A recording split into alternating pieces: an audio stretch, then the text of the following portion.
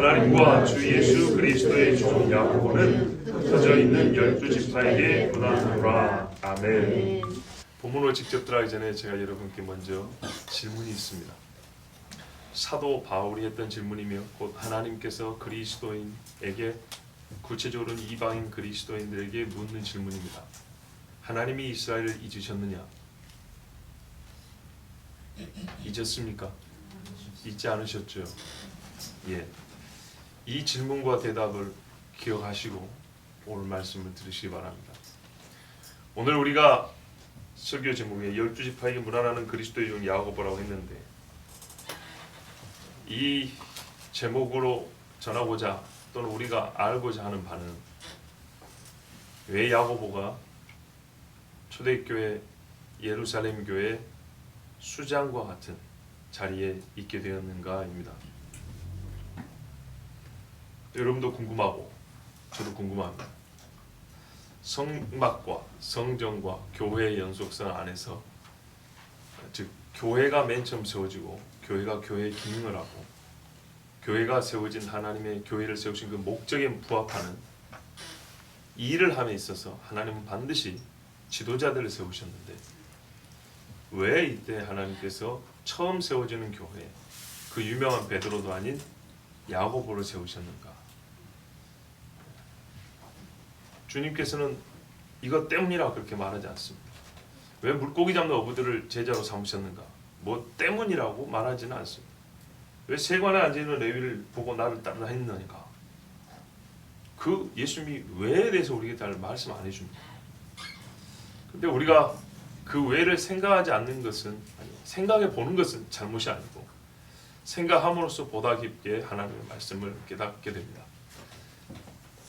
특별히 우리가 어떤 강의 설교를 들을 때는 세밀하게 질문들을 많이 해나가면서 답을 찾아가는 과정으로 그런 형식으로 하나님의 말씀을 깨우칠 때가 많습니다. 그래서 오늘은 밤이기도 하고 한편으로는 여러분에게 딱딱 하나씩 맞아떨어지고 정리된 그런 은혜스러운 설교를 하지 못할 수도 있습니다. 말 그대로 탐구에 가까운 그런 설교가 될 수도 있습니다. 그러나 한편 때로는 이것도 필요하고 그것을 통해서 하나님께서 처음 세우신 교회에 대한 우리가 어떤 배경 서적을 보고 보는 게 아니라 말씀 안에서 그때 그 모습, 모인 사람들, 혈통, 언어들, 문화, 생활습관, 지역 이걸 넘어서서 처음 세워진 교회 주변 것들로 교회를 보지 말고 교회가 주변에 영향을 미친 교회는 그 여러 주변들 가운데 세워진 교회, 세상에 처음 세워진 교회 이런 게 없었어요. 다르게 보면 여러분 교회가 세상에 영향을 받는 게 아니고 세상이 처음 세워진 교회라는 것에 의해서 영향을 받기 시작한 시대. 교회라는 새로운 공동체 조직이 세상에 발생을 하게 돼서 세상이 이제는 교회가 있는 세상이 되었어요. 교회가 있는 세상이 되었을 때 하나님이 우리 눈에 보기에 첫 지도자로 야고보를 세우셨단 말이죠. 그만큼 의미가 있죠. 하나님의 집이 공식적으로 세워진 세상, 즉 성막이 세워진 세상이 되었을 때 하나님이 아론을 제사장으로 세우신 거죠. 그죠? 하나님이 약속한 땅 예루살렘 모리아산에다가 처음으로 사람들이 보이는 정말 딱 봐도 집으로 보이는 그 집을 세울 때 하나님은 그때 솔로몬을 통하여 그 집을 짓게 하시고 왕이 되게 하신 것이죠. 다 하나님의 뜻이 있었죠. 왜냐하면이라고 직접 설명을 안 해주지만은 읽다 보면은 그 뜻이 다 나와 있습니다. 그런데 그것은 말 그대로 읽고 탐구하고 묵상하고 말씀을 깊이 보다 보면 나오는 거기 때문에 쉽게 얻어지는 답이 아닙니다. 저 역시 그래서 여러분에게 딱 부러진 정답이라고 말해드리기 어렵습니다. 그러나 그 탐구 과정에서 우리가 그 부스럭이라도 조금이라도 얻을 수 있다면 그것으로도 충분하다 싶어서 오늘 이 말씀을 전하니 여러분 같이 말씀 안에 한번 빠져 들어가 보자고요. 예, 다시 질문을 합니다. 야고보가 우리가 아는 바로는 교회 수장이라고 하는데 어떻게 그는 교회 수장이 되었는가? 이렇게 질문을 하면 이 세대의 많은 학자들은 소위 갈등 구조와 공동체 투쟁의 산물로 읽습니다. 수장이라는 사람은 요즘에 정치계에서 어떻게 싸워서 이기는 거죠. 그런 식으로 교회를 바라봅니다. 누군가 높은 자리에 있으면 그가 싸워서 이겨서 된 거겠지. 누군가 좀 밀려나 있거나 밖에 있거나 이름이 언급이 적게 되면 그는 싸워서 졌기 때문이겠지. 이게 이 세상에서 모든 공동체와 사람의 자리와 지위를 잇는 눈이고 법입니다. 꼭 그런 식으로 본다고요. 그래서 저는 교회 정치적으로 읽힐 우려가 크기 때문에 어떻게라는 질문을 하지 않고 바꾸었습니다. 왜? 어떻게 하면 사람들이 어떻게 해서 그렇게 했을까 하지만 왜가 질문에 들어가면 질문 그 문장에 왜가 들어가면 하나님이 주어로 바꾸어집니다. 하나님은 왜 야고보를 예루살렘 교회의 지도자로 세우셨는가? 좀 더 구체적으로 하면 우리가 보기에는 베드로나 요한이 나올 것 같은데 기대가 됐던 인물인데 어떻게 하나님은 야고보를 세울 생각과 뜻을 가지셨을까? 왜 그랬을까? 자, 일단 이 야고보가 과연 누구냐에 대해서 많은 사람들이 논쟁을 했습니다. 그런데 전통적으로 내려오는 이 견해를 이긴 적은 없습니다. 그래서 잡당은 치워버리고요. 딱 한 가지만 우리는 붙잡습니다. 야고보는 예수님의 형제입니다. 동생입니다. 어떤 일은 형이라고 합니다. 형제까지 인정하는데 형이야 이런 사람들이 그렇지도 않습니다. 왜? 마리아가 맏아들을 낳아 그랬습니다. 예수님을. 자, 마가복음 6장 3절에 이 사람이 마리아의 아들 목수가 아니냐? 야고보와 요셉, 유다와 시몬의 형제가 아니냐? 예수님의 남동생이 넷입니다. 그리고 뭐라면 그 누이들이 우리와 함께 있지 아니하냐? 누이들은 시집 갔는데 우리 동네 시집 와서 살고 있다. 이게 바로 예수님 고향 사람들 하는 말입니다. 예수님의 동생은 최소 6명이 넘는 거죠. 자, 이 형제 4명의 맨 처음 나온 이름이 야고보입니다. 그렇다면 서열을 중요시하는 옛날 사람들이 있어서 야고보가 첫째 동생이라는 것은 일단 명확한 증거가 없는 이상 당연한 이야기죠. 유다서 1장 1절을 보면 자, 이 유다가 누구냐? 가룟 유다냐? 아닙니다. 예수님의 동생 유다입니다. 아까 예수님의 동생 야고보, 요셉, 유다, 시몬 이렇게 돼 있죠. 셋째가 유다인데 유다서 1장 1절에 예수 그리스도의 종이요 야고보의 형제인 유다 이렇게 되어 있습니다. 우리가 복음서에서 야고보의 형제는 요한입니다. 요한과 야고보죠. 그런데 유다서가 말할 때 나는 야고보의 형제인 유다다 이랬어요. 예수님의 형제 야고보와 유다. 그래서 옛날 신앙인들은 이 두 사람은 예수님의 동생들이다. 이렇게 우리에게 가르쳐왔고 이 소리가 듣기 싫어서 뭔가 새로운 것을 말하고 싶어가지고 수많은 학자도 도전했지만 아직까지 2000년 동안 성공을 못했습니다. 그래서 예수님의 동생 야고보와 유다가 야고보서와 유다서를 썼다는 것. 우리는 그냥 그것을 그대로 받아들입니다. 자, 그런데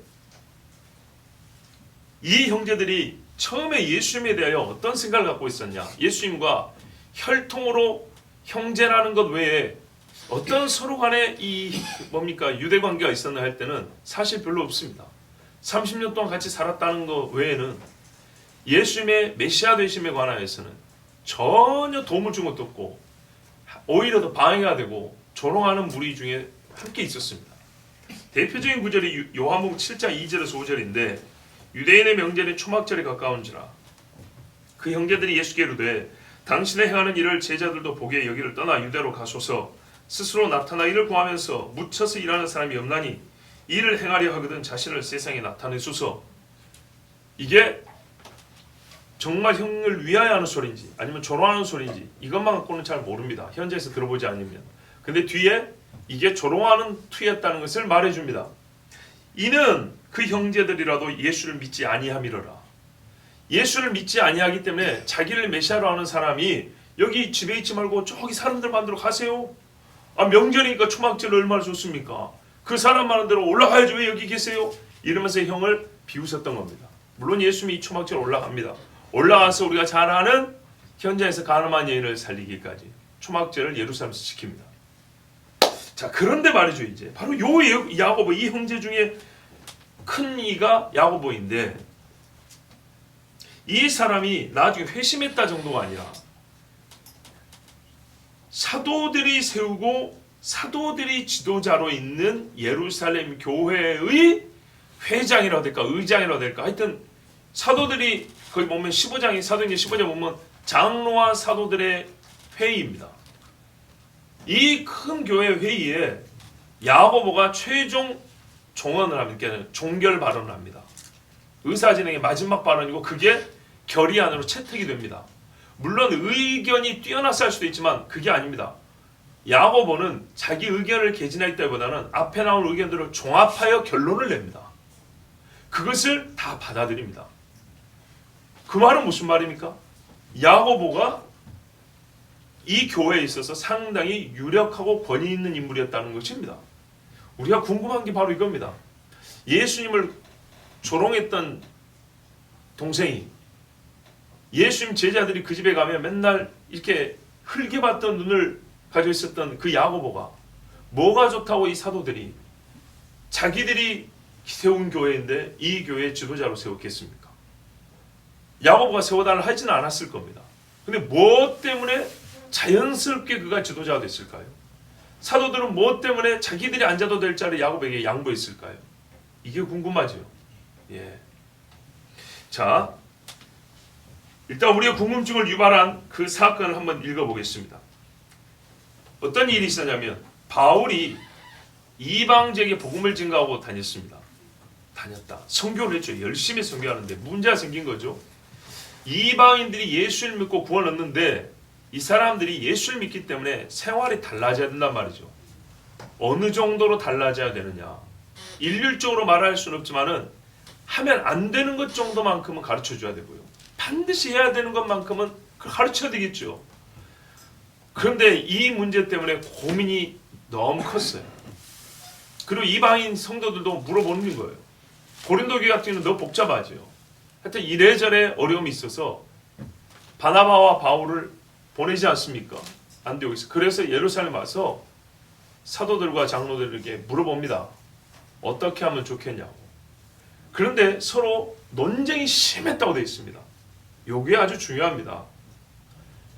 어떤 부분은 우리 하나님께서 답을 가르쳐주고 이론 제론의 여지가 없이 그냥 무조건 듣고 따라와 하는 게 있고 어떤 부분은 우리가 서로 토의하고 격렬하게 논쟁해서라도 그 과정을 거쳐서 답을 얻게 하는 경우가 있습니다. 교회 역사에서 이스라엘 역사에 이건 반드시 있는 겁니다. 자, 그래서 이 문제는 어떻게 했냐면 지금 무슨 말이야? 복음과 율법을 조화시키는 문제에 있어서는 우리 주님께서 이미 복음서에 가르쳐줬어요. 그것을 실제화시키는 것은 제자들에게 맡겼어요. 이제 이것을 문제를 가지고 바울 같은 보세요. 천국에 갔다 온 사람 바울인데도 이 문제를 자기 주장대로 딱 결론을 못 내요. 그러서 앞선 선배들과 사도들과 협의를 하겠다고 왔습니다. 이건 주께서 맡겨주신 겁니다. 자, 왔더니 이제 모여가지고 얘기를 합니다. 근데 기본 문제는 뭐냐면 단만 쉽게 얻으면 되는 게 아니에요. 자, 이방인들에게 뭘 지키게 하지? 이렇게 해갖고 문제를 간단하게 정리한 게 아니고 문제는 이방인들이 우리 이스라엘과 다르냐 같냐 이거부터 지금 해결해야 되는 거예요. 다르다면 처음부터 다른 기준을 내셔야 되고 같으면 같은 기준을 내셔야 되겠죠. 그런데 우리가 분명히 알 건 같은 부분이 있고 다른 부분이 있어요. 아시겠죠? 잘 보세요. 예수 그리스도를 믿고 구원 얻는 죄인이라 모든 사람이 죄인인데 어느 민족 상관없이 예수를 믿고 구원 얻는다는 면에서는 똑같아요. 복음의 효력을 받는 것에는 똑같다고요. 그러나 그 복음을 처음 받은 자와 증거자가 누구냐? 아주 예수님 화법을 하면 구원이 어디서부터 나냐? 이걸 말하면 유대인과 이방인은 달라요. 아시겠죠? 이 차이가 있어요. 그래서 이것을 항상 섞으면 안 되고요. 그런다고 멀리 벌려놔도 안 되는 거예요. 이게 함께 있으면서 구분됨이 있어야 되는 거예요. 자, 이게 그래서 어려운 문제입니다. 첫 번째 문제는 다르냐 같냐? 얼마나 다르냐? 요 이야기를 하는데 누가 이제 나섭니까? 바울과 베드로가 이야기를 하잖아요. 자기들 선교 경험을 얘기합니다. 나는 걔들한테는 복음이 아예 못 갈 줄 알았다 그랬다. 그죠? 나는 처음부터 하나님 예수님이 이방인한테 가라 그랬다. 베드로는 처음에는 이방인 생각도 못 했는데 억지로 가게 됐고요. 베드로는 예수 믿자마자 이방인에게 먼저 왔어요. 다메섹부터 찾아가고 아라비아로 갔어요. 자, 이리 봤을 때 이 두 사람의 경험에 양태가 약간 다른데 공통점이 뭐냐면 이방인에게 보냈고, 바로 주님이 이방인에 보냈고, 그 이방인도 때문에 우리하고 똑같이 예수 믿고 성령을 받더라.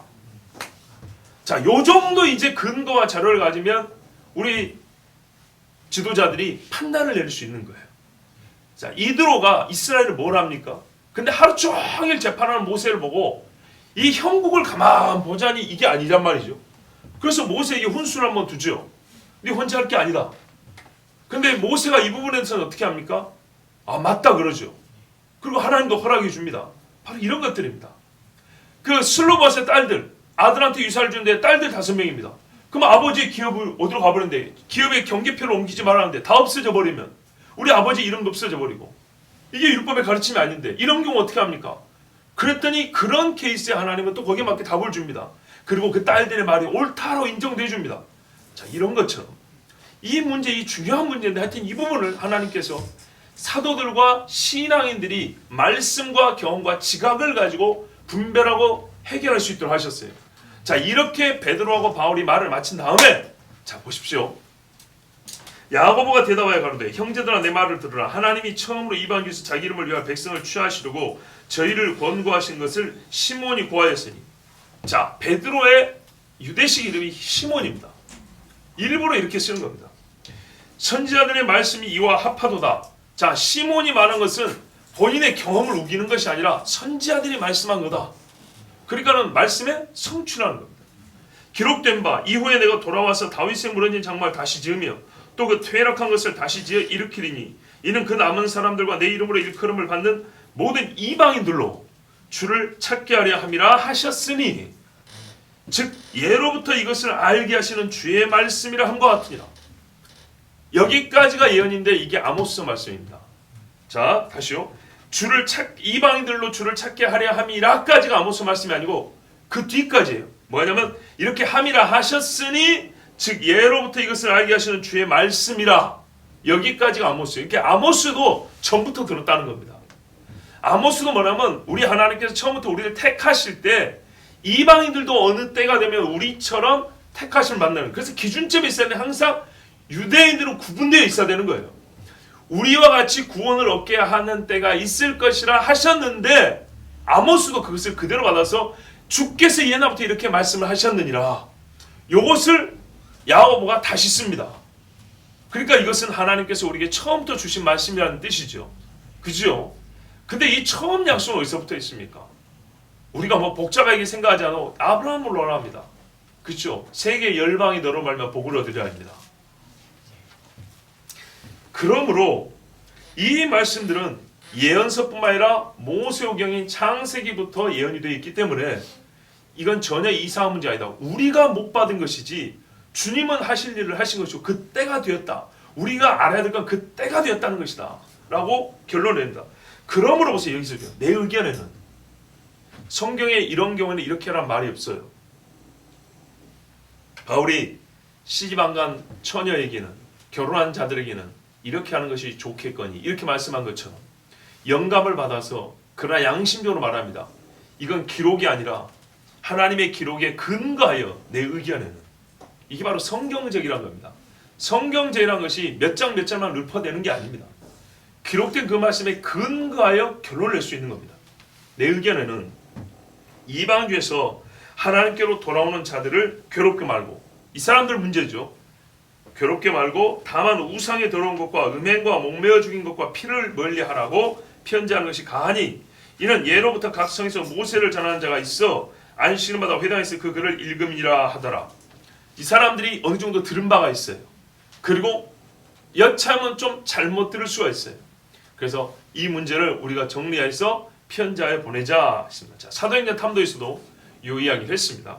자, 그랬더니 이에 사도와 장로와 온 교회가 그 중에서 사람을 택하여 바울과 바나바와 함께 안디오로 보내기를 가결하니 곧 형제 중에 인도자인 바사바라 하는 유다와 실라더라. 자, 예루살렘의 누구죠? 사도와 장로와 온 교회가 어떻게 해요? 가결했답니다. 이것을 받아들이고 이것을 전하기로 가결해서 보냈다 합니다. 그리고 어떻게 됐습니까? 어떤 이방인 형제들도 요 네 가지, 우상, 음행, 피매어 죽인 거, 목매달아 죽인 거, 요 네 가지 외에는 그렇게 뭡니까?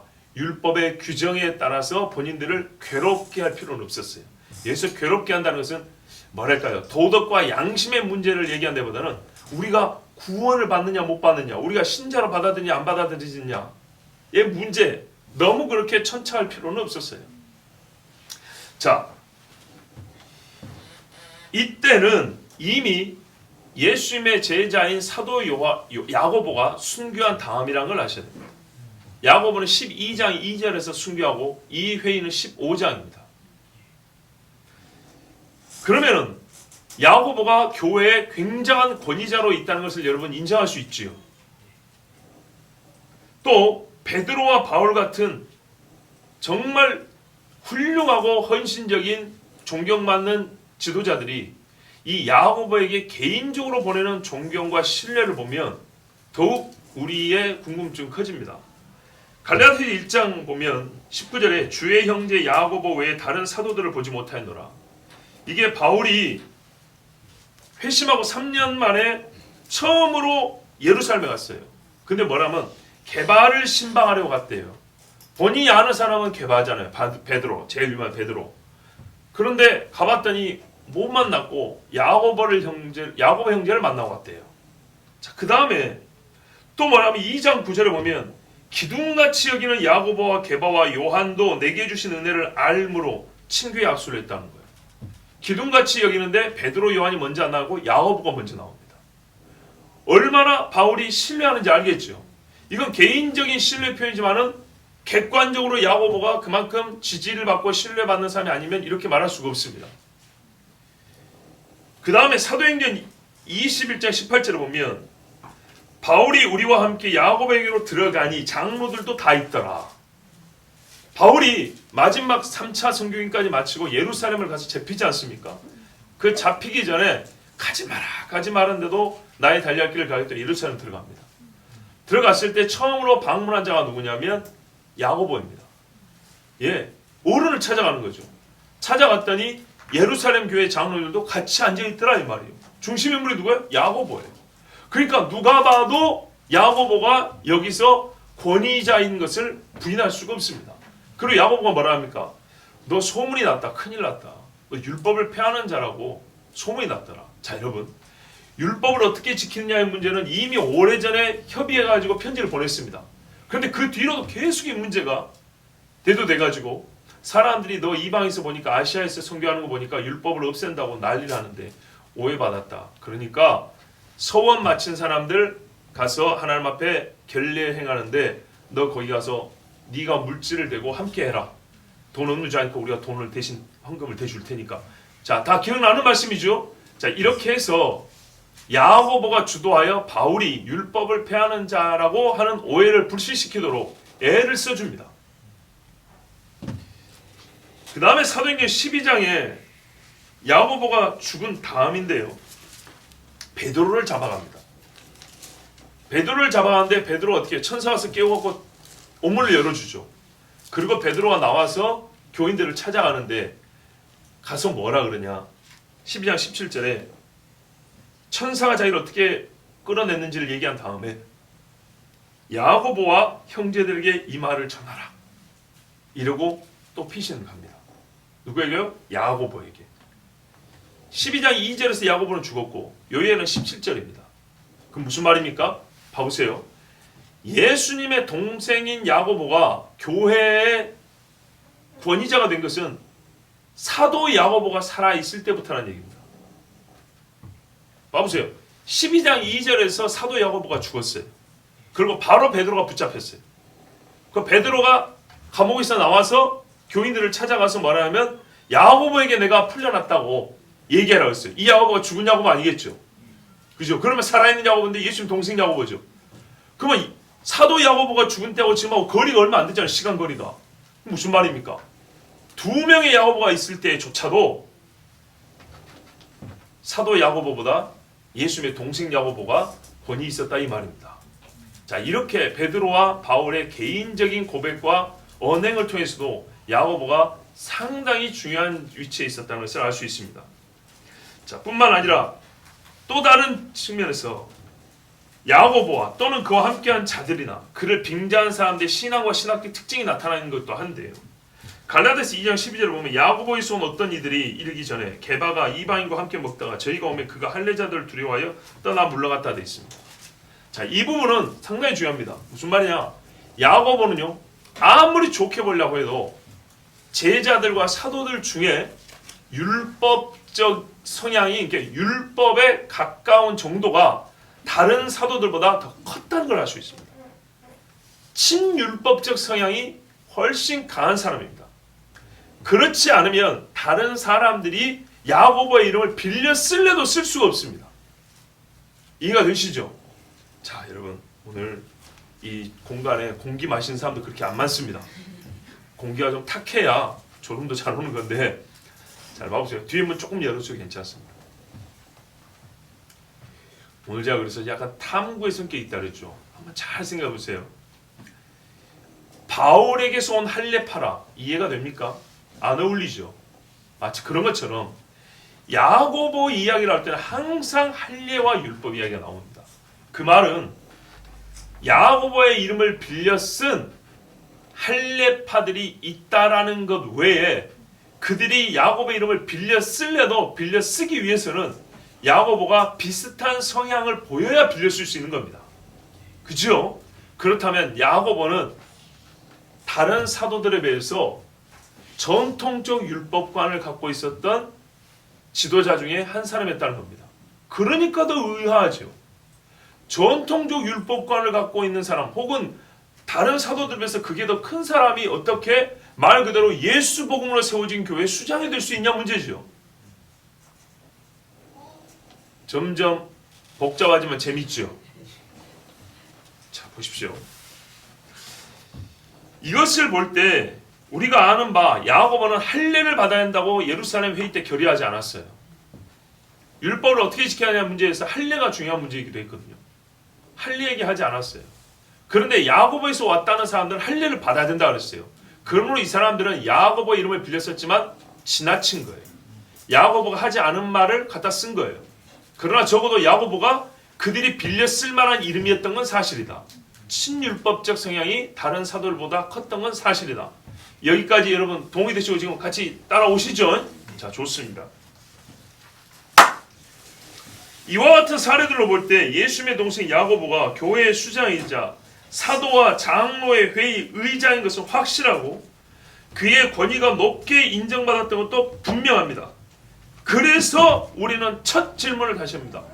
야, 이러고 보니 더 궁금하네. 왜 이런 사람을 3년간 예수님을 조롱했다던 핸디캡을 갖고 있는 사람, 형제임에도 불구하고 예수님을 하나도 복음을 전하는데 도움을 주지 않았던 그 사람이 제자들이 오히려 비판에도 시원찮을 사람이 어떻게 제자들에게 인정받는 그의 말로 회의의 결론을 지을 수 있는 교회 지도자가 되었는가? 하나님의 완전한 계획과 섭리가 아니면 불가능한데 그래서 그것이 중요한 거 아닙니까? 우리는 하나님의 뜻을 알고 싶은 겁니다. 우리의 믿음의 분량 이상을 알고 싶지는 않습니다. 그러나 우리에게 주신 믿음의 분량만큼 하나님의 말씀만큼 우리가 알아야겠습니다. 자, 여러분, 솔직히 베드로의 경우는 가이사랴 빌립보에서의 신앙 고백 이것만 갖고도 교회 수장이 될 만합니다. 왜? 예수님 뭐라 그랬죠? 바요나 시몬아 네가 복이 있다. 이를 알리하시는 하늘이신 아버지고 내가 이 반석의 교회를 세우리라. 그래서 저 천주가 세워져 있지 않습니까? 그런데 역사는 다르게 말한다니까요. 베드로의 설교로 교회가 시작된 건 맞는데 그게 반석인 건 맞는데 그 교회의 기둥은 야고보가 1번이라고 얘기를 한다니까요. 또 예수님의 부활 후에 갈릴리 바닷가에서 베드로는 재소명을 받지 않습니까? 오순절의 강력한 설교자가 베드로입니다. 3,000명, 5,000명을 회심시킨 사람이 베드로입니다. 그러면 베드로가 교회 대표가 되는 거 아닙니까? 요즘에 우리의 보편적인 상식으로 생각도 안 그렇습니까? 솔직히 야고보는 3년의 공생의 동행이 없습니다. 좁혀지지 않는 체험과 훈련과 연단의 간극입니다. 3년을 돌이킬 수 없기 때문에 야고보는 이 3년을 죽을 때까지 하나님 앞에 회개해야 되는 거예요. 사실 그런 사람입니다. 그런데 왜 이 사람이 수장이 되었을까요? 가장 분명한 첫 번째 증거는 성경에서 찾을 수 있는데 명시적인 부분입니다. 고린도전서 15장입니다. 5절에서 8절을 보면 예수님이 부활하신 후에 만난 사람들 목록이 나옵니다. 15장 5절에 게바에게 보이시고 시므온, 베드로죠. 후에 12제자에게 와. 맞습니다. 너에게 평강 있으라 하고 그날 밤에 나타나셨죠. 그 후에 500의 형제에게 일시에 보이셨느니, 여러분 일시란 말은 500사람들이 모여 있었다는 뜻입니다. 어느 한 마을이나 방은 아니겠죠. 적어도 이 500명이 누군지는 모르지만 적어도 예수님이 만나 주셔야 될, 예수님을 믿는 사람들인 건 확실합니다. 그 중에 지금까지 테바이나 살아있고 어떤 이는 잠들었으며, 자, 그 후에 이 500명 다음에 누가 있냐? 야고보에게 보이셨습니다. 이 야고보가 누굽니까? 바로 동생입니다. 왜요? 아까 12제자의 야고보는 들어가잖아요. 그 야고보가 아닙니다. 그 후에 모든 사도에게, 이 사도는 12사도가 아니고 그 위에 보면 또 사도라고 불려진 사람도 있어요. 우리가 알다시피 바울과 바나바도 나중에 사도라고 불려요. 또 그때 당시까지만 하더라도 선지자라고 부르는 사람들이 들어있었어요. 맨 나중에 만삭되지 못하여 난자 같은 내게도 보이셨느니라. 사도들이 전부 부활의 증인이죠. 야고보가 부활의 증인이기 때문에 교회 지도자냐? 아닙니다. 다 부활의 증인입니다. 그리고 또 게바가 먼저입니다. 아, 그러면 늦게 된 자가 먼저 됐다는 것을 보여주려고 그런가요?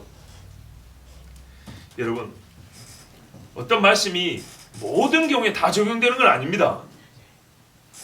분명한 이유가 있어야 그게 그 말씀이 적용되는 걸 알 수 있는 겁니다. 그럴 수 있는 거니까 이번에 한번 그 경우로 봐주면 되지, 쉽지 이렇게 보면 안 됩니다. 말씀 그렇게 쉽게 보면 안 됩니다. 늦게 된 자도 먼저 되느냐, 이거 그렇게 써먹으면 안 됩니다. 자, 이제 우리는 이 고린도전서가 분명히 보여준 거 한 가지는 알았습니다. 뭐냐? 야고보는 예수님이 부활한 후에 따로 만나준 사람이다. 개인적으로 만나준 사람이다. 여러분, 개인적으로 만나줬다는 것은 그 사람을 통하여 부채꼴 모양으로 퍼지는 영향이 있습니다. 적어도요, 야고보를 만났으면 예수님의 집 사람들이 들었을까 안 들었을까요? 듣게 되죠. 구레네 시몬이 예수님의 십자가를 지고 그 집이 구원을 받았죠. 자, 요 점을 또 미리 좀 기억해 두시기 바랍니다. 그러나 이제는 우리가 이 외에는 뭔가 근거로 삼을 만한 게 없어요. 아, 야고보가 분명히 예수를 믿었구나. 부활한 예수를 직접 만났구나. 거의 사도적 체험을 하게 됐구나. 바울처럼 말이죠. 아, 그래서 어느 정도 교회의 지도자가 되는 것까지는 이해가 됐어요. 그런데 그 중에 수장, 이거는 조금 다른 이야기죠. 자, 그래서 이제 우리는 왜 야고보를 교회 수장으로 세우셨는지 이유와 근거, 아니 주님이 하신 일이니까 목적에 대하여 유추를 해봐야 됩니다. 비슷한 사례에서 추리를 해봐야 된다. 또 결과론적 근거에 따른 답을 찾아봐야 합니다. 무슨 말이냐? 잘 봐보세요. 우리 주님이 어떤 목적을 세우시면 나의 뜻을 이루지 않고는 내 말이 돌아오지 않는다 그랬죠. 그러면은 결과를 보고 목적을 알 수 있어요. 사람의 경우는 이게 안 맞는 경우가 있어요. 사람은 스스로 거짓되게 안 맞는 경우가 있는데, 하나님의 경우는 뜻한 바를 반드시 결과로 이루시기 때문에 결과를 보면 거꾸로 하나님이 이런 뜻에서 이 사람을 세웠구나, 이걸 알 수 있는 거죠. 그래서 이 두 가지, 유추와 결과의 근거에서 목적과 이유를 한번 찾아보겠습니다. 이건 마치 비유에 담긴 뜻을 풀고 또 전에 있었던 사건에서 교훈을 얻는 것과 비슷합니다. 자, 보십시오. 여러분,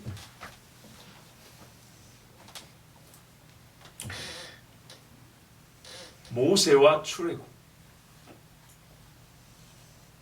모세와 출애굽한 이스라엘 관계를 한번 먼저 보십시오. 하나님은요, 이스라엘을 출애굽시키는데 애굽에 종살이하던 그 무리 안에서 지도자를 세우지 않았습니다. 아니, 거기서 태어난 모세 맞죠? 그 말은 맞는데요, 그가 지도자가 되는 그때의 모세는 애굽에 있지 않냐고 밖에 있었습니다. 만일에 애굽 안에서 누군가를 불렀다면 물론 우리는 알 수 없지만 사람들의 마음은 다 비슷하기 때문에 오히려 갈등이 더 커졌을 수도 있습니다. 매일 종살이하는 사람들입니다. 하나 다를 게 보이지 않습니다. 같은 종살이를 한 사람들이 봐보세요. 같은 종살이 대를 내놓는 종살이 밖에 한 경험이 없는 사람이 어떻게 종살이 밖의 이야기를 알고 종살이만 아는 사람이 종살이 영역 밖의 일을 알고 그 밖으로 우리를 끌어낸다 할 수 있겠습니까? 여러분 그렇잖아요. 나보다 더 많이 배운 사람, 많이 경험한 사람 이야기는 같이 듣죠. 뭐 지나나나 똑같은데 이러면 잘 안 듣죠.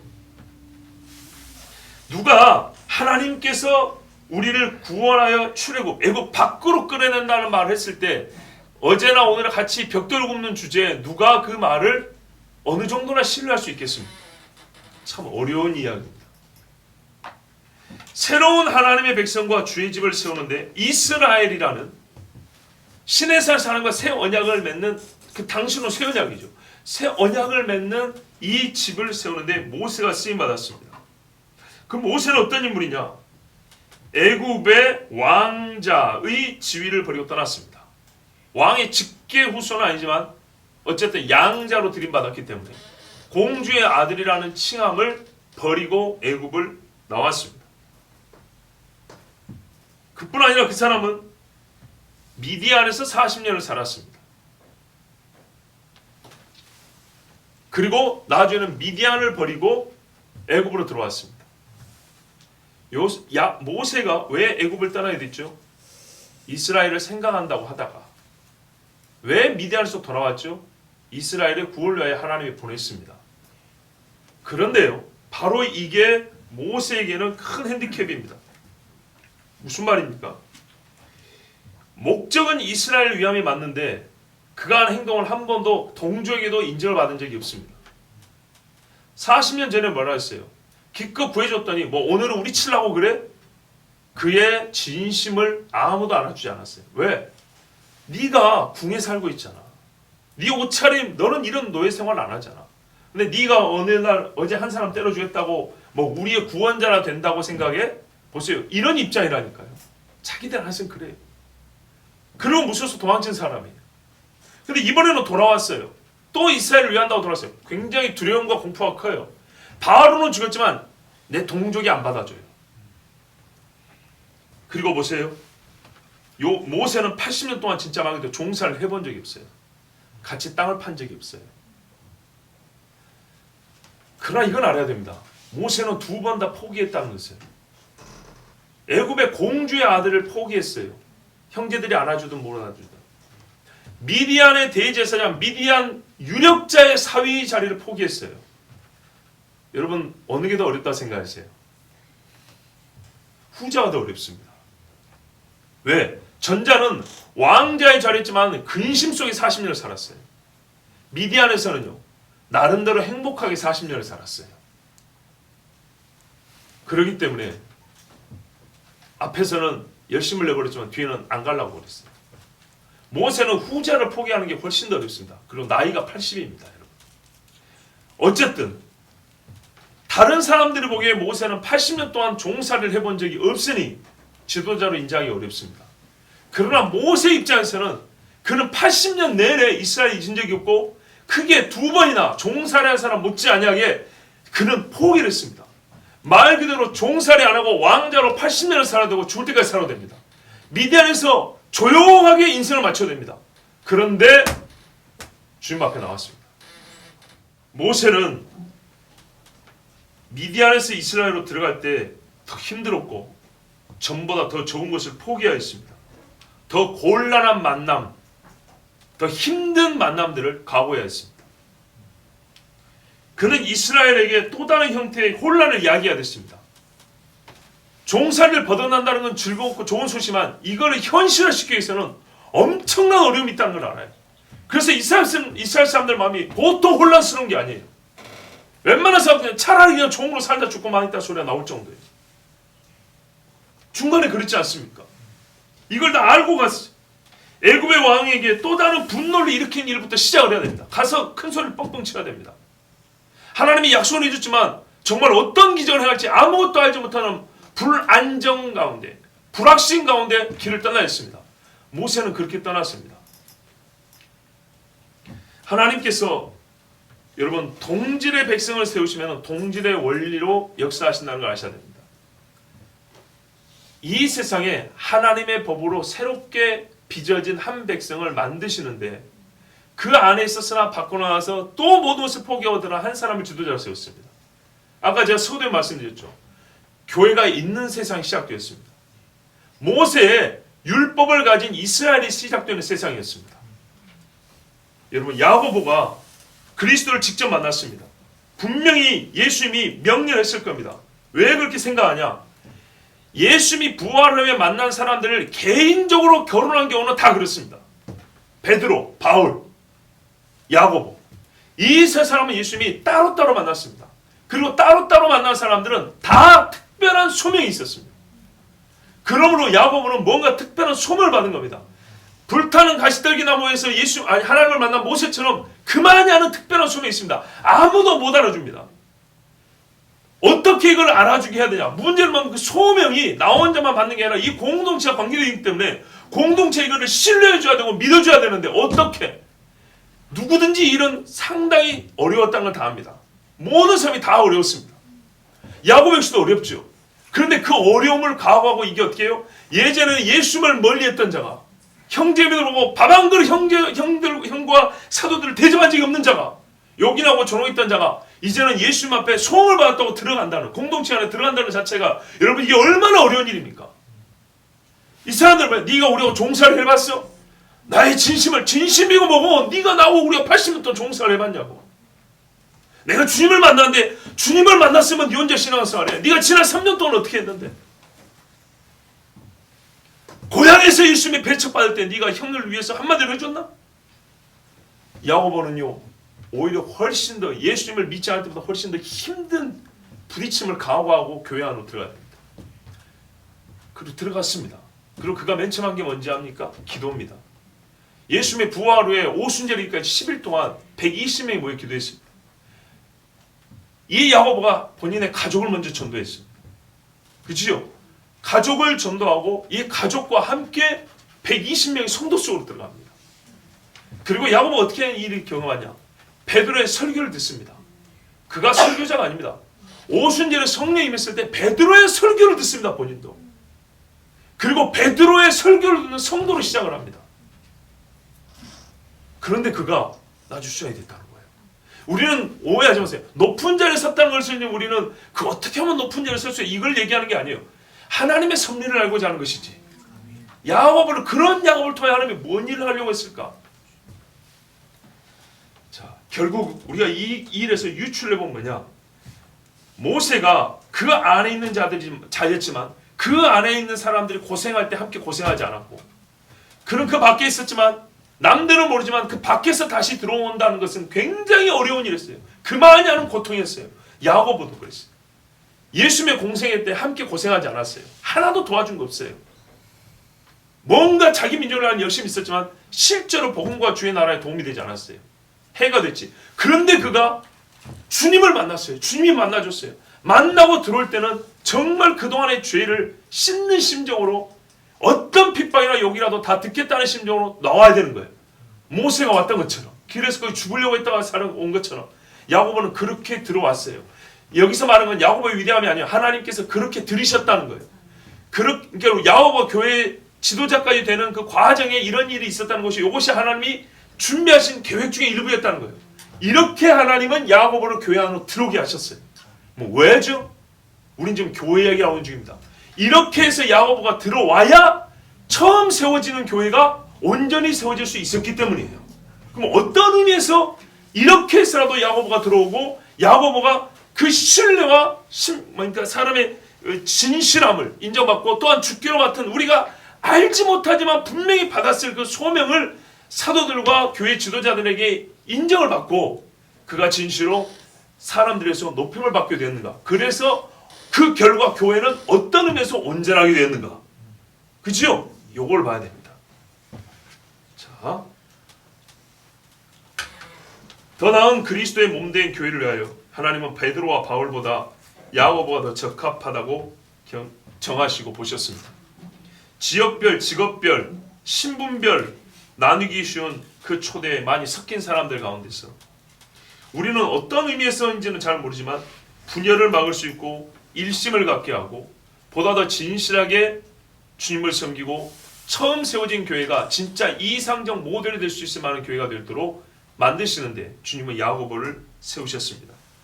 자, 이제 조금 더 깊게 한번 들어가 보겠습니다. 요새 학문의 경향을 한번 생각해 보면 예수님께서 야고보를 세우신 이유를 또 우리가 추정해 볼 수 있습니다. 추론이 가능합니다. 약간 처음에 설교에 말씀드린 거죠. 정치공학적으로 성경을 읽는다. 요한 공동체의 갈등은 무엇이었고 마가 공동체의 갈등은 무엇이었고 베드로 공동체와 바울 공동체 사이의 문제는 뭐였고 이런 식으로 읽는 것을 우리 전도사님들 신학책에서 수없이 봤을 겁니다.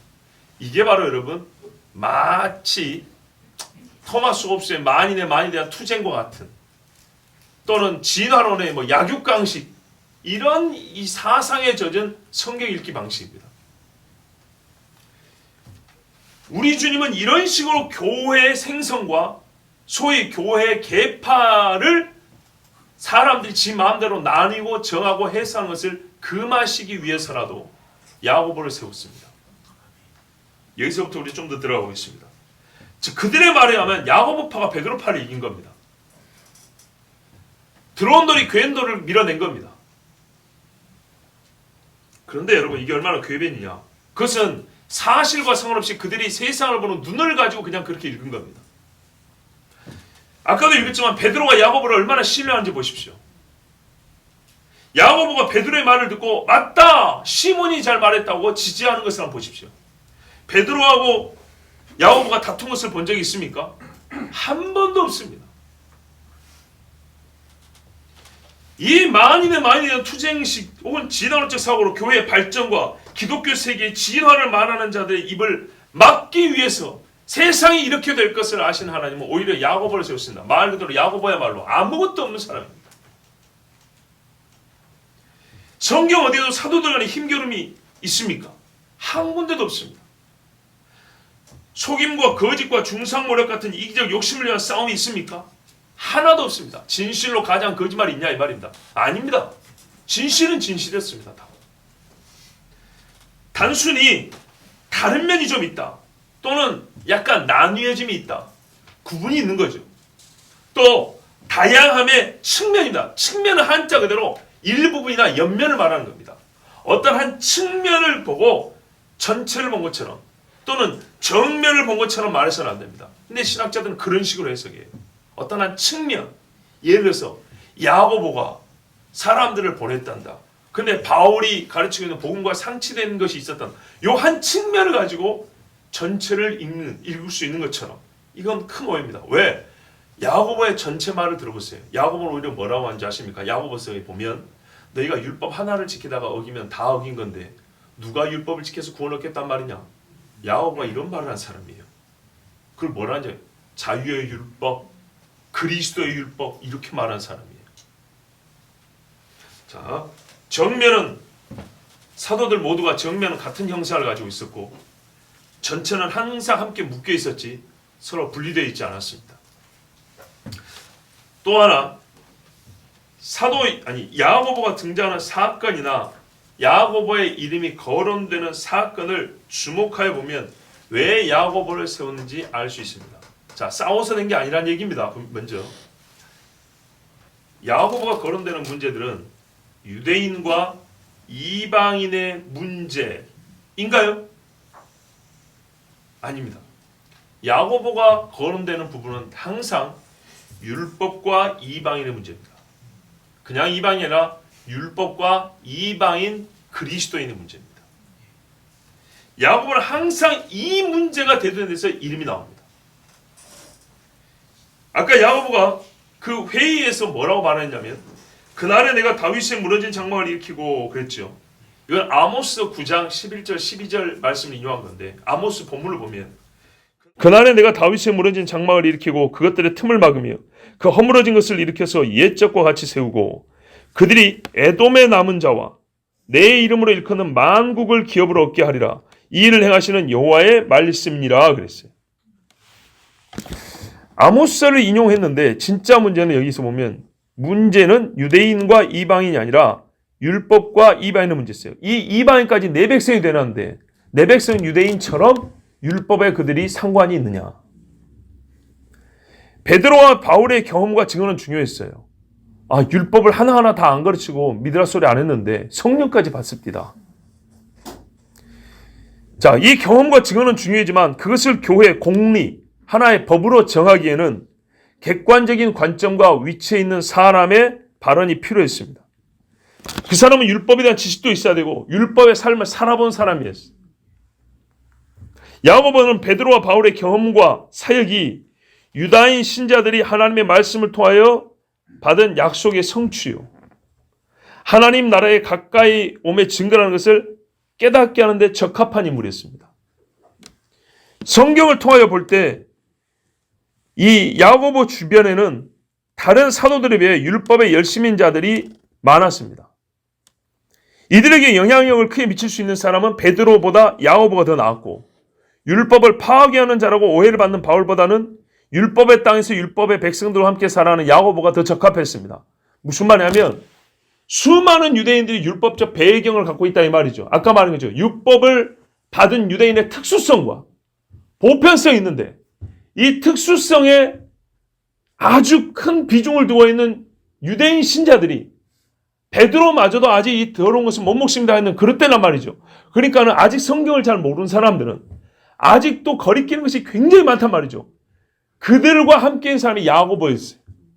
그들에게 새로운 가르침, 더 깊은 것을 전해줄 수 있는 영향력 있는 위치에 있는 사람이 야고보였단 말이죠. 근데 이 문제가 해결이 안 되면 교회는 계속 싸우게 돼 있어요. 이방인 신자들이 생길수록 더 싸우게 돼 있어요. 그래서 이방인 신자들의 문제를 이방인 괴색이라 하고 예루살렘으로 가져오게 하셨어요. 그 율법에 탁월한 사람들, 율법의 세계에 살고 있는 사람들 안에서 이거를 논의하겠어요. 그들의 입으로 결정을 시켰다고요. 뭔 말인지 아시겠죠? 그들의 입으로 결정을 했을 때 이방인과 유대인 사이에 갈등이 있을 수가 없죠. 왜? 이방인은 우리 멋대로 한 게 아니라 우리가 궁금하고 모르니까 당신들에게 물어봤지 않느냐. 그런데 그 중에서도 가장 친율법적 성향을 가진 사람들을 무리해서 격렬한 토론을 가졌는데 그 중에 수장 역할하는 가장 영향 있는 야고보가 예스라고 했단 말이죠. 그러면 더 이상 이 율법의 문제로 이방인 교회와 유대인 교회 안에 갈등이 있을 수가 없는 거죠. 있다면 여기서는 인간의 욕심이 들어가고 하나님의 말씀을 받지 않는 사람의 생각, 부질없는 전통들이 들어가는 것이죠. 자, 그리하여 교회는 이방인 교회가 유대인 교회와 초창기부터 싸우지 아니하고 부질없는 갈등 안에 있지 아니하고 한 성령과 한 말씀과 한 율법 안에 한 그리스도 안에서 있게 되도록 하나님께서 야고보를 쓰셨습니다. 이렇게 해야 교회는 열방을 향한 빛이 됩니다. 그리고 그 빛이 더 커집니다. 그리고 이 교회가 핍박을 당하여 이스라엘 그리스도인들이 피난길에 올라 고난을 당할 때 이 문제 해결되지 않았으면 이방인 성도들은 유대인 성도들을 받기 어려웠을 겁니다. 여러분, 하나님과 주 예수 그리스도의 종 야고보는 흩어져 있는 12지파에게 문안하노라. 12지파라는 말은 옛날식도 있지만 종말론적 의미가 큽니다. 주께서 요한계시록 보면 그 지파 이름을 부르죠. 흩어져 있습니다. 왜 흩어져 있죠? 핍박 때문입니다. 이 핍박 때문에 흩어져 있는 12지파 어디에 흩어져 있습니까? 이방인 성도들이 이들을 지켜주고 먹이고 보호하고 있습니다. 만약에 여러분 이게 서로 사랑 하나만 강조해도 될 문제 같습니까? 교리적 싸움이 있으면 갈라진다는 거 아시죠? 정치 이데올로기만 달라도 집에서 서로 고발자가 나오는 걸 아시죠? 예. 교회가 하나 되고 그리스도의 몸이 온전하게 세워진 데 있어서 중요한 문제는 율법과 이방인 성도, 즉 율법과 복음에 대한 이해입니다. 항상 그렇습니다. 율법에 특수한 의미가 있고요. 보편적 의미가 있습니다. 이스라엘의 고유한 부르심의 의미가 있고요. 이스라엘이 말해주는 보편적 인간됨의 지표지가 있습니다. 이것들을 해결하는 데 있어서 사도행전 15장의 예루살렘 공예는 정말 중요한 기점이 됐고요. 이 일을 위하여서 하나님은 친이방인적이며 이방인을 직접 만난 경험이 있는 사람들, 그러나 대부분은 이 경험이 없는 사람들이, 이 경험이 없는 사람들이 경험 있는 두 사람의 얘기를 듣고 그게 쉽게 되겠습니까? 그거 어려운 이야기죠. 그러나 야고보 같은 사람이 이야기를 했을 때 이 사람들의 말은 훨씬 더 신빙성 있고 자기들이 알고 있는 유율법에 대하여 그 특수한 의미와 보편적 의미, 그 보편적 의미란 건 뭐냐면 예수 그리스도를 말미암아 우리에게 주신 구원에 관한 문제, 이 문제에서만큼은 우리가 율법을 가지고 이 사람들에게 강요할 필요가 없다는 것을 확인하게 됐던 겁니다. 그것을 행하기 위하여 주님은 야고보를 세웠습니다. 어떻게 야고보가 탁오른지는 모르지만 주님은 바로 이 문제를 해결해야 됐다는 것을 알고 계셨고, 이 문제가 해결돼야 처음 세워지는 교회가 처음부터 팔 잘린 교회로 세워지지 않냐고, 다리 부러진 교회로 세워지지 않는다는 것을 아신 겁니다. 그것을 사도들은 모든 것을 세밀하게 몰라도 하나님의 영의 감동대로 야고보를 세웠고, 결과적으로 볼 때 야고보가 수장이 되었을 때 이 문제는 완벽하게 해결이 됐습니다. 그리고 야기는 그 이후에 대한 문제들은 뭐라고요? 불량한 사람들이 자기의 욕심을 따라 바울을 미워하는 그 삐져나간 사람들 있죠. 요 사람들 또는 하나님께서 바울이 교만할까 육체 가시로 둔 사람들이 있었을 뿐이지 야고보는 한 번도 바울을 대적한 적이 없습니다. 보십시오. 어떻게 되었는가. 또한 우리가 몇 가지 더 생각했는데요. 복음은 말입니다. 쉽게 율법 폐기와 방임적 자유로 왜곡될 수가 있습니다. 복음이 힘이 없어서가 아닙니다. 진짜 복음이 들어간 사람은 어떻게 됩니까? 율법을 기본으로 시키는 거룩한 삶을 살게 됩니다. 만져지는 율법, 만져지는 복음. 그런데 말이죠. 가짜로 복음을 믿는 사람들이 내가 복음을 믿는 복음주의자라 하면서 복음을 꼬고 다닙니다. 복음은 그런 게 아니야 하면서 자유 외쳐다니면서 대번에 도덕 폐기, 율법 폐기, 방임주의자가 되어버립니다. 막 떠밀려 다니는 사람 되어버린다. 그래서 아무것도 모르는 사람들은 복음이 원래 그런 줄 알아요. 이것을 막기 위해서 뭐가 필요한지 아십니까? 복음이 항상 폐기되지 않는 율법적 맥락 안에서 해석이 돼야 됩니다. 뿌리 없이 받는 복음은요, 절대로 능력이 나타나지 않습니다. 귀한 열매 안 맺힙니다. 거짓말을 봐보세요. 바울이 왜 그렇게 구약 성경을 읽고 예수님을 설교했는지를 기억하셔야 됩니다. 이방인에게 가서도 이방인 성도들이 편지를 쓰는데 이 사람들이 구약을 몇 번씩 읽었을까, 이걸 어떻게 이해할까 할 정도로 얼마나 구약 이야기 많이 들었습니까? 또 이 말은 복음은요, 우리가 참 조심해야 되겠어요. 예언의 성취라고 보죠. 근데 여러분, 예언은 예언서에만 있는 게 아니에요. 예언은 시편에도 있고 예언은 율법에도 있어요. 그래서 우리가 이거를 좀 패러다임을 전하기 위해서 제가 용어를 바꾸면 복음은 율법의 성취예요. 레위기의 성취라고요. 출애굽의 완성이라고요. 맞죠? 복음은 율법의 성취라고요.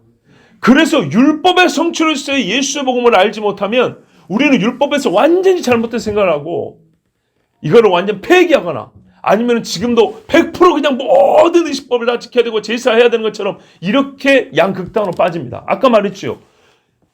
이스라엘 백성이 모든 죄인죄와 똑같아서 이스라엘이건 아니건 간에 예수 믿어가 구원하면 똑같지만 구원사에 있어서 이스라엘의 독특하고 고유한 지위는 유지되고 있다는 것을 알아야 된다고요. 율법을 지켜 구원받는 건 아니지만 율법이 이 세상에 하나님의 법이 없는 세상에서 하나님의 법이 주어진 세상이 시작된 게 말하자면 율법 시대인데 그 율법이 주어진 고유한 의미는 여전히 유지되고 있다는 걸 알아야 된다고요. 그래서 예수께서 뭐라 했어요? 폐하여지지 않는다 그랬어요. 히브리서는 뭐냐 하니까 예법이 개혁할 때까지 맡겨둔 거라고 했어요. 예수 모셔서 개혁됐다 그랬지 폐하여졌다 하지 않았어요.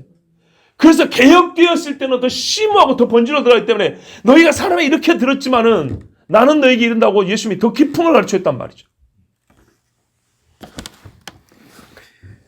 그 깊은 것 안에 짐승제사는 폐하해질 수밖에 없었던 겁니다. 그 깊은 뜻 안에 어떤 거는 반드시 형식도 지켜져야 되는 거예요. 그래서 우상이 절하지 말라.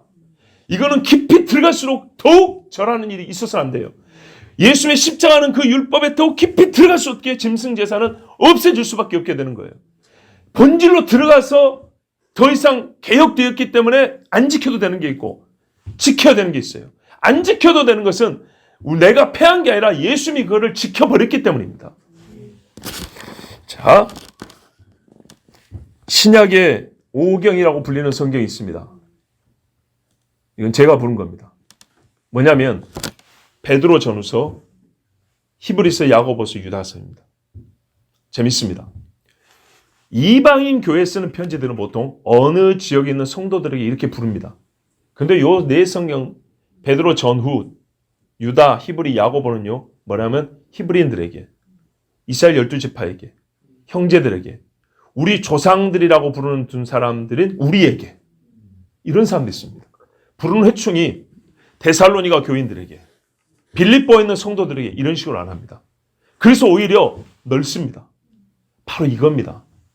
이스라엘은 고유한 의미에서는 보편적이죠. 이 편지들은 1차 수신자가 제가 볼 때는 이스라엘 사람들입니다. 한번 봐보세요. 달라요. 그런데 내용은 보편적입니다. 이게 바로 이스라엘이 갖고 있는 지위거든요. 이게 말하자면 오경의 지위고 모경의 역할이에요. 이거를 그 패러다임을 그대로 신약으로 하면 이 5권은 유다인이 유다인에게 쓴 것인데 유다인의 고유한 가치, 유다인이면서 그리스도인의 고유한 가치를 그대로 갖고 있으면서 또한 이들에게 주신 말씀을 통하여 율법을 통하여 온 세상 구원할 수 있는 우리의 하나님의 그 약속을 전해준 것처럼 이들을 통하여 그리스도를 믿는 그리스도인됨의 표본을 말해주는 그런 성경들입니다. 우리가 아까 읽었던 야고보서 같은 경우도 어떤 거냐? 가만 보면요. 야고보서 행위를 강조한다는 그게 아닙니다. 여러분 너무 표면적으로 읽은 거예요. 야고보서가 말하는 행위는 뭐냐면요. 율법에 그리스도의 자유 안에 녹아든 율법이에요. 그리스도의 자유 안에 녹아있는 율법으로서 행위를 말한 거라고요. 그리스도의 자유가 있는 게 아니고 벗어나 이게 따로 있는 게 아니고 우리가 행위만 나오면은 복음과 완전히 다르고 생각하는데 아니라고요. 어떤 행위냐를 가만 보면 그리스도의 주신 자유 안에서 뛰놀고 있는 율법을 말하고 있다고요. 읽어보세요. 거짓말인가. 그래서 자유케 하는 율법, 그리스도의 율법이라는 표현이 나온다고요. 행위권을 말하는 건 아닙니다. 야고보서는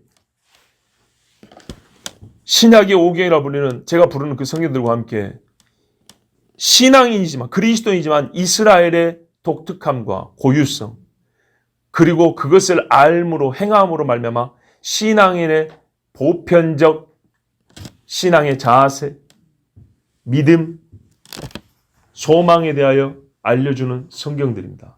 그리고 그 성경 안에는 그래서 1차 수신자가 유대인들과 히브리 사람들이지만은 그 안에서는 오경이 요약이 되어 있고 오경이 재해석되어 있습니다.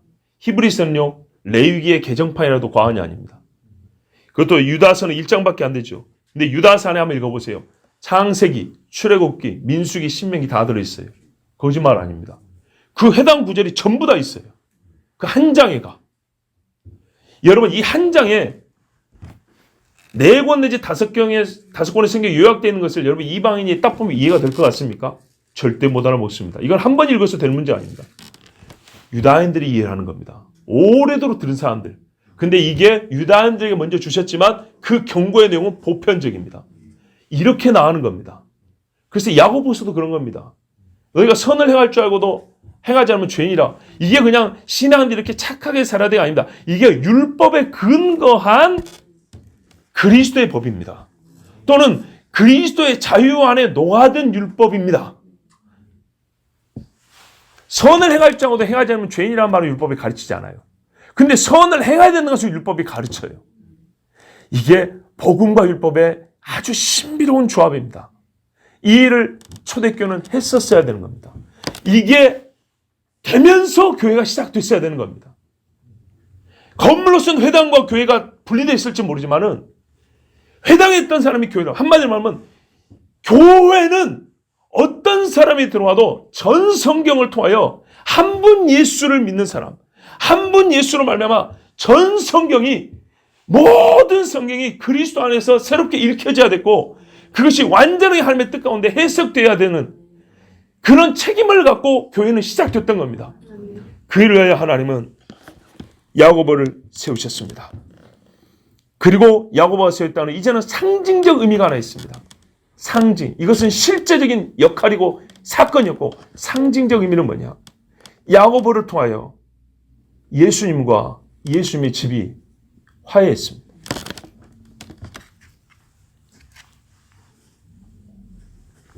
이스라엘과 예수님이 화해해야죠. 화해라는 말이 너무 깊이가 없게 되나요? 화목해야죠. 이방인과 유대인이 하나 돼야 되죠. 근데 여러분, 예수를 낳은 집이 오죽 했으면 빌립보 간수에도 주 예수를 믿으면 너와 내 집이 구원한다 했는데 예수를 낳은 집이 예수와 비예수로 분리돼서 되겠습니까? 그렇죠? 하나님의 약속이 뭐냐면 나중에는 남유다와 북이스라엘이 하나 되어 돌아온다고 그랬어요. 나중에는 열방의 교회가 하나 된다고 그랬어요. 그런데 예수 집은 분리된 채로 남아있다. 말이 안 되는 이야기죠. 예수님은 그러면 너와 내 집이라고 그랬어요. 예수님은 자기와 자기 집이 하나 되게 하셨어요. 이 일의 첫 형제인 야고보를 택하셨어요. 아까 말했죠. 그래서 중요하니까 기억하시라고요. 야고보를 통하여 잃어버린 형제들을 다 찾았어요. 여기서부터 시작이 돼야 잃어버린 이스라엘 찾는 것이고 잃어버린 만방의 백성들을 찾는 것입니다. 그런 차원에서는 야고보를 택하신 상징적 의미가 있는 거예요. 예표적 사건이 되는 거예요. 자, 여러분, 우리는 결과를 보고 이유와 목적을 생각으로 답을 얻을 수밖에 없어서 여러 말씀들과 사건을 통해 유추하였습니다. 추론을 해보았습니다. 한마디로 말하면 교회가 교회답게 세워지기 위하여 바르게 세워진 교회라 할지라도 뒤에 가서 이렇게 나뉘고 찢기고 갈라지고 무너지고 더럽혀지고 스스로 바벨론 집으로 들어가 버리기 일쑤였는데 첫 교회가 바로 세워지지 못했으면 어떻게 됐겠습니까? 그 바로 세워짐이란 가난한 자를 구제하는 문제에 있지 않았습니다. 진짜 중요한 건 구원의 문제에 있었는데 그 구원의 문제에 있어서는 율법과 이방인 성도의 이 대립과 갈등, 그들이 대립한 게 아니라 이 문제로 말미암아 교회 안에 발생하는 싸움이었습니다. 이것은 싸움만 해결한 게 아니라 실제로 교회가 무엇인가를 알려주기 위하여 반드시 해결해야 될 문제였습니다. 교회가 그리스도의 복음을 율법의 토대는 율법의 성취로서의 복음이고 그리스도의 자유 안에 녹아든 율법을 가르치는 교회로서 완전하게 그리스도의 몸인 교회가 세워지기 위해서는 이 문제를 해결해야 되는데 우리 하나님께서는 그 일에 적합한 종으로 야고보를 부르셨습니다.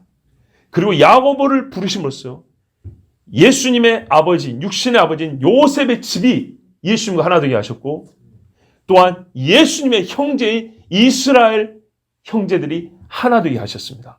그리고 본인의 몸인 교회를 하나 되어 세우셨습니다. 그 깊은 것이야 어찌 우리가 알려마는 결과로서 주어진 것은 이것이 확실합니다. 우리 하나님께서 교회를 위하여 야고보를 세우셨습니다.